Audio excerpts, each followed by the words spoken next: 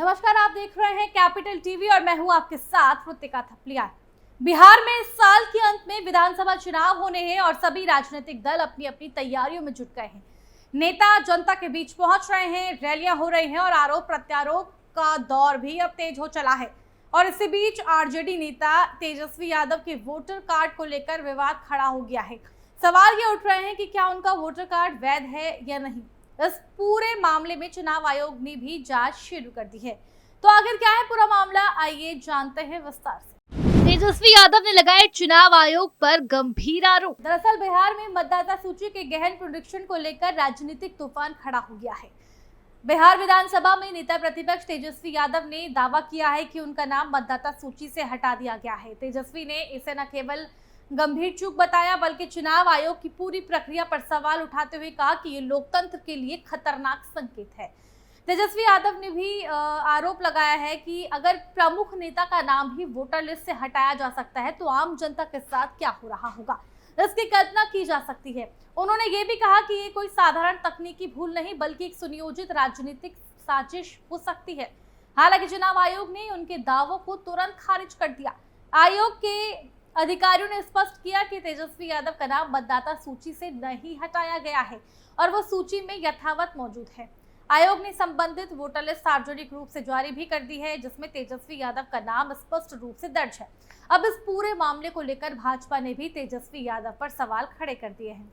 मामला तब और तूल पकड़ा जब ये जानकारी सामने आई कि तेजस्वी यादव के नाम पर 2 EPIC electors photo identity card number पंजीकृत हैं। भाजपा ने इस पर तुरंत प्रतिक्रिया देते हुए सवाल उठाया कि क्या तेजस्वी यादव के पास 2 वोटर आईडी कार्ड हैं? अगर ऐसा है तो ये representation of the people act 1950 के अंतर्गत एक गंभीर उल्लंघन हो सकता है। वहीं भाजपा ने चुनाव आयोग से इस मामले की गहन जांच की मांग की और कहा कि अगर नियमों का उल्लंघन पाया जाता है तो तेजस्वी यादव के खिलाफ कार्रवाई की जानी चाहिए। भाजपा का ये भी आरोप है कि एक तरफ तेजस्वी यादव खुद को लोकतंत्र का रक्षक बताते हैं, वहीं दूसरी ओर उनके पास 2 वोटर आईडी होना उनकी नीयत पर सवाल खड़ा करता है। इस पूरे घटनाक्रम ने अब राजनीतिक रूप ले लिया है और दोनों पक्ष एक दूसरे पर तीखे आरोप प्रत्यारोप कर रहे हैं। तेजस्वी यादव ने भी जवाबी हमला बोलते हुए कहा कि भाजपा ध्यान भटकाने की राजनीति कर रही है और असल मुद्दों से जनता का ध्यान हटाना चाहती है। बिहार की सियासत में इस प्रकरण ने एक नई बहस को जन्म दे दिया है। क्या मतदाता सूची पुनरीक्षण SIR की प्रक्रिया में पूरी पारदर्शिता है और क्या नेता भी इस प्रक्रिया से अछूते नहीं हैं? कांग्रेस को लगा बड़ा झटका। जैसे जैसे चुनाव नजदीक आ रहे हैं वैसे वैसे बिहार की राजनीति में दल बदल की गतिविधियां तेज होती जा रही हैं। इसी क्रम में कांग्रेस पार्टी को एक बड़ा झटका लगा है। कांग्रेस के वरिष्ठ नेता, 6 बार के विधायक और दलित समुदाय की प्रभावशाली आवाज डॉक्टर अशोक राम ने पार्टी छोड़कर जनता दल यूनाइटेड जदयू का दामन थाम लिया है। वहीं आपको बता दें कि डॉक्टर अशोक राम कोई सामान्य नेता नहीं है। वो लंबे समय से कांग्रेस के साथ जुड़े रहे और पार्टी को संकट के समय संबल देने का काम करते आए हैं। खासकर दलित समुदाय में उनकी गहरी पकड़ रही है। कांग्रेस में उन्हें इस वर्ग का एक मुख्य चेहरा माना जाता था।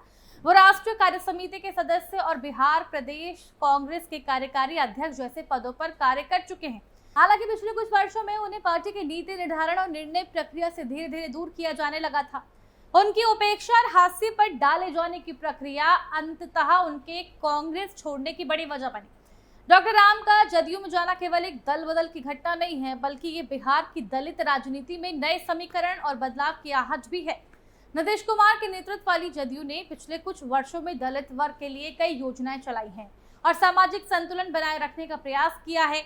ऐसे में डॉक्टर राम की जदयू में एंट्री दलित वोट बैंक को और सशक्त बना सकती है। ये घटनाक्रम कांग्रेस के लिए चेतावनी है कि उसकी जमीनी पकड़ कमजोर होती जा रही है और वो अपने वरिष्ठ, अनुभवी और जनाधार वाले नेताओं को बनाए रखने में विफल हो रही है।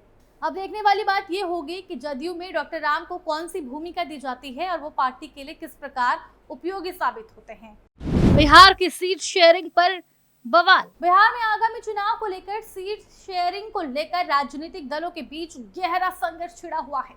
तो सिर्फ चुनावी रणनीति का मामला नहीं बल्कि सामाजिक और राजनीतिक समीकरणों का भी संकेत है। महागठबंधन में राजद खुद को सबसे बड़ा दल मानते हुए अधिक सीटों की मांग कर रहा है, जबकि कांग्रेस जो पिछले चुनावों में कमजोर प्रदर्शन के बावजूद खुद को राष्ट्रीय दल होने के नाते विशेष अधिकार दिलाने की कोशिश में है।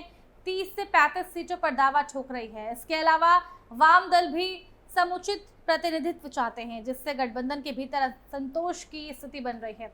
एनडीए में भी भाजपा और जदयू के बीच सीटों के बंटवारे को लेकर खींचतान है, जहां भाजपा अपने प्रभुत्व को बरकरार रखना चाहती है और जदयू नीतीश कुमार की लोकप्रियता के बल पर सम्मानजनक हिस्सेदारी की मांग कर रहा है। साथ ही छोटे दल जैसे हम, वीआईपी और लोजपा भी केवल सीटों की संख्या नहीं बल्कि प्रभावशाली सीटों पर अपना दबदबा बनाए रखना चाहते हैं, जिससे गठबंधन की स्थिति और जटिल होती जा रही है। बिहार की जातीय राजनीति की अगर बात करें तो जातीय राजनीति को ध्यान में रखते हुए सभी दल अपने अपने सामाजिक समीकरणों को मजबूत करने की कोशिश, लेकिन लगातार बढ़ती मांगे और आंतरिक विरोधी रुख गठबंधन की एकता पर संकट पैदा कर रहे हैं। अगर समय रहते सभी दल आपसी समझौता और लचीलापन नहीं दिखाते हैं तो ये संघर्ष आगामी चुनावों में गठबंधन के लिए चुनौती पैदा कर सकता है। वहीं इस राजनीतिक उथल-पुथल के बीच राजद के कुछ वरिष्ठ और प्रभावशाली विधायकों ने भी पार्टी का साथ छोड़ना शुरू कर दिया है, जो पार्टी के भीतर गंभीर संकट और असंतोष का स्पष्ट संकेत है कि न सिर्फ राजद के नेतृत्व और संगठनात्मक मजबूती पर सवाल उठाता है, बल्कि आगामी चुनावों में पार्टी की स्थिति को भी कमजोर कर सकता है। इन विधायकों की बगावती रुख से न केवल राजद के भीतर एकता और समन्वय प्रभावित होगा, बल्कि ये विपक्षी गठबंधन की राजनीतिक ताकत को भी कमजोर करने का काम करेगा। बिहार की राजनीतिक परिदृश्य में इस प्रकार के आंतरिक विद्रोह से मतदाता वर्ग में पार्टी की छवि धूमिल हो सकती है, जिससे वोट बैंक पर भी बुरा असर पड़ेगा। ऐसे समय में राजद के लिए ये बेहद जरूरी हो जाता है कि वो अपने आंतरिक मतभेदों को सुलझाए, नेताओं और कार्यकर्ताओं के बीच विश्वास बहाल करे और संगठन को फिर से चुस्त दुरुस्त बनाकर चुनावी तैयारी को मजबूत करे।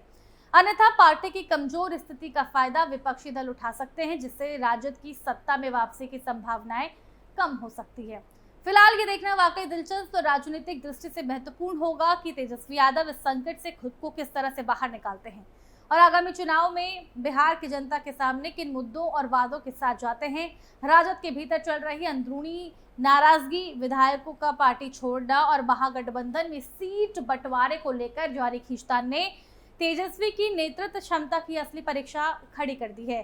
अब ये तेजस्वी यादव पर निर्भर करेगा कि वो कैसे अपनी राजनीतिक सूझबूझ, संवाद कौशल का इस्तेमाल करके अपनी पार्टी को एकजुट रखे और कैसे महागठबंधन के सहयोगियों को भी विश्वास में लेकर पार्टी को मजबूत करेंगे। फिलहाल के लिए केवल इतना ही। बने रहिए हमारे साथ और देखते रहिए कैपिटल टीवी बिहार।